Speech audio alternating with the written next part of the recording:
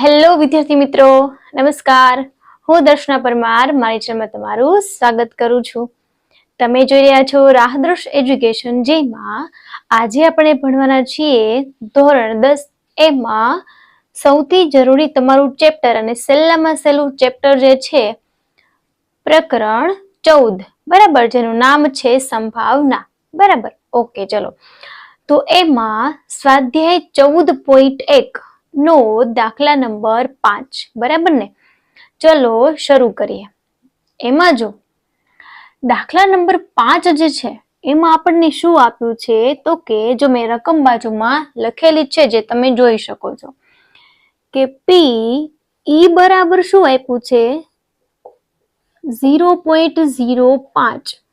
પી બરાબર તમને શું આપેલું છે, પી ઓફ એમ વાંચી શકો છો તમે, બરાબર 0.05 આપેલું છે. અને આપણને એવું કીધું છે કે ભાઈ ઈ ડેશ નહીંની સંભાવના તમે શોધો. તો આપણે શું મેળવવાનું છે, પી ઓફ ઈ બાર તમે મેળવવાનું છે, નહીંની સંભાવના, બરાબર. હવે આપણને એક વસ્તુ ખબર છે. કઈ વસ્તુ ખબર છે? આપણે જાણીએ છીએ કે P E plus P of E plus P of E bar બરાબર 1 થાય, એવું આપણને ખબર છે. તો કે હા, બરાબર. ચલો, આની કિંમત તમને આપી છે 0.05 પ્લસ આ જે છે એ તમારે મેળવવાનું છે, એટલે આને આપણે રાખીએ આમને આમ, બરાબર 1. હવે 0.05 ને આપણે પેલી બાજુ મોકલી દઈએ, તો 1 માઇનસ 0.05. હવે આ જે છે એની બાદબાકી કઈ રીતે થાય, તો કે એકનો પોઈન્ટ હોય એની પાછળ પોઈન્ટની નીચે પોઈન્ટ મૂકવો જરૂરી છે. ચલો, 10 અને 9 અહીંયા આવ્યા 0, તો 0 પોઈન્ટ અહીંયા 9 અને અહીંયા આવ્યા 5, તો 0.95. તો પી ઓફ ઈ બાર બરાબર 0.95 જવાબ તમારો આવશે. કેટલો ભાઈ જવાબ આવશે? 0.95. તો લખવું પડશે ને આમ. શું લખશો કે ભાઈ આમ ઈ નહીંની સંભાવના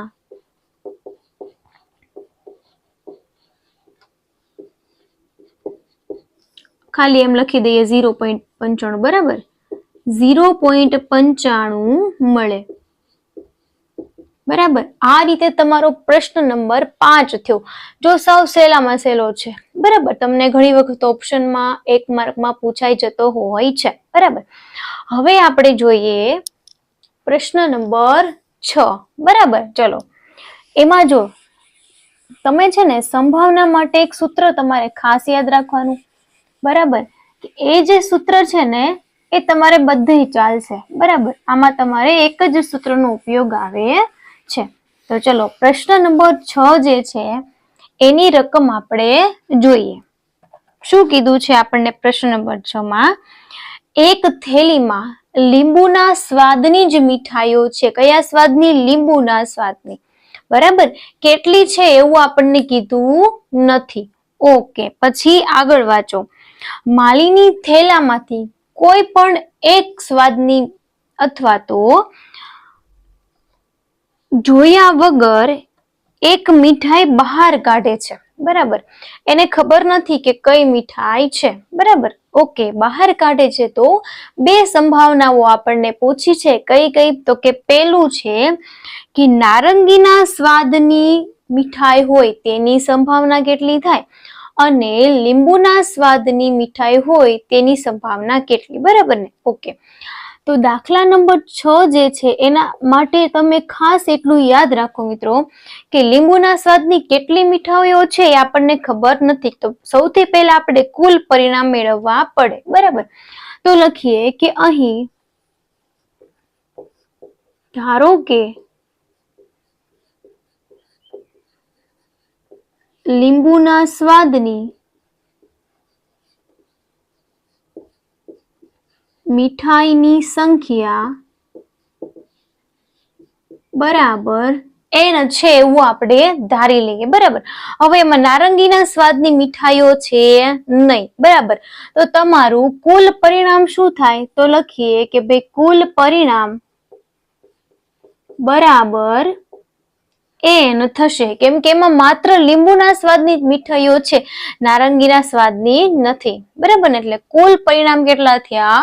એન. હવે આપણે ઘટના એ માટે વિચારીએ. ઘટના એ શું છે તમારી? નારંગીના સ્વાદની મીઠાઈ હોય તેની સંભાવના. બરાબર, તો ચલો ઘટના એ બરાબર ઘટના એના શક્ય પરિણામો એના છેદમાં કુલ પરિણામ. શું થાય? એના છેદમાં કુલ પરિણામ. તો ઘટના એ શું છે? નારંગીના સ્વાદની તો એક બી મીઠાઈ નથી એમાં. તો માનીને જે છે એ થેલામાંથી કોઈ પણ મીઠાઈ કાઢે છે. બરાબર, તો નારંગીની છે જ નહીં, તો નીકળવાની તો કે નહીં. બરાબર, તો ઘટના કેવી થઈ? સંભાવના કેવી થઈ? શક્ય પરિણામો કેવા થયા? 0. એના છેદમાં કુલ પરિણામ એન, તો જવાબ શું આવે? 0. 0 નો કોઈ પણ સાથે ગુણાકાર કે ભાગાકાર શું થઈ જાય? 0. એની પછી ઘટના બી લઈ લઈએ. ઘટના બી કોને કહેશું? તો કે નારંગીનો આવી ગયો, હવે લીંબુના સ્વાદની મીઠાઈઓ નીકળે તેની સંભાવના. બરાબર, તો લખીએ લીંબુના સ્વાદની મીઠાઈ હોય તેની સંભાવના. ચલો, તેની સંભાવના કેટલી છે? તો લખીએ ઘટના બી ના શક્ય પરિણામ એના છેદમાં કુલ પરિણામ. ચલો, શક્ય પરિણામ કેટલા થશે? લીંબુના સ્વાદની કેટલી મીઠાઈઓ છે? કુલ એન. એન ના છેદમાં એન બરાબર કેટલા થાય? તો કે 1. તો ચલો, હવે મિત્રો એક વસ્તુ ખાસ યાદ રાખજો કે સૂત્ર જે છે ને એક સરખું જ છે બધાયમાં. બરાબર, ઘટના એ બી ખાલી બદલે, બાકી તો એનું એ જ છે. પહેલા તમારે શક્ય પરિણામો હોય ને એ મેળવી લેવાના, પછી કુલ પરિણામ તો આપણે ઉપર મેળવ્યા જ હોય. બરાબર, એ રીતે તમારે લખવાનું રહેશે. અને સંભાવના હંમેશા 0 અને 1 ની વચ્ચે જ મળશે. બરાબર, ઓકે. અને જો શક્ય ઘટના હોય તો સંભાવના 1 અને અશક્ય ઘટના હોય તો સંભાવના 0 થાય. બરાબર, ઓકે. હવે જોઈએ પ્રશ્ન નંબર 7. ઓકે, ચલો આ દાખલો સમજાઈ ગયો કે? એની પછી પ્રશ્ન નંબર દાખલા નંબર 7 જે છે એ જો, એમાં તમને શું કીધું છે કે 3 વિદ્યાર્થીઓનો સમૂહ છે. હવે ધારી લ્યો કે તમે 3 બેનપણીઓ અથવા તો ભાઈબંધ છો. બરાબર, એમાં કોઈ પણ 2 ભાઈબંધ જે છે ને એમનો જન્મદિવસ સમાન દિવસ આવે અથવા તો સમાન દિવસ ન આવે. બરાબર, એની સંભાવનાઓ વિશે આપણે અહીં વાત કરવાની છે. સૌથી પહેલા તો રકમ તમારે સમજવી પડશે. જો તમને એ આપેલી છે કે 3 વિદ્યાર્થીઓનો સમૂહ છે. બરાબર, એમાંથી 2 વિદ્યાર્થીઓના જન્મદિવસ સમાન ન હોય તેની સંભાવના કેટલી છે? 0.992 છે. ઓકે, અને 2 વિદ્યાર્થીઓના જન્મદિવસ સમાન હોય તેની સંભાવના કેટલી? બરાબર, તો હવે એના માટે શું કરીએ ખબર? આપણે ધારી લઈએ દાખલા નંબર 7 કે ભાઈ ધારો કે પી એ બરાબર, અથવા તો ખાલી એ કહી દો તોય હાલશે. ઘટના એ કહી દઈએ. ઘટના એ બરાબર 2 વિદ્યાર્થીઓના જન્મદિવસ સમાન હોય તેની સંભાવના, અને અહીંયા આપણે લખીએ ઘટના એ ડેશ, બરાબર, અથવા તો એ બાર કહી દઈએ, બરાબર. બે વિદ્યાર્થીઓના જન્મદિવસ સમાન ન હોય તેની સંભાવના. તો અહીં આપણને શું આપેલું છે? બે વિદ્યાર્થીઓનો જન્મદિવસ સમાન ન હોય તેની સંભાવના આપણને આપી છે. તો લખી નાખું PA12 બરાબર 0.992. આટલી તમને આપેલી છે અને તમારે આ મેળવવાનું છે, બરાબર. હવે આપણે જાણીએ છીએ, શું જાણીએ છીએ આપણે?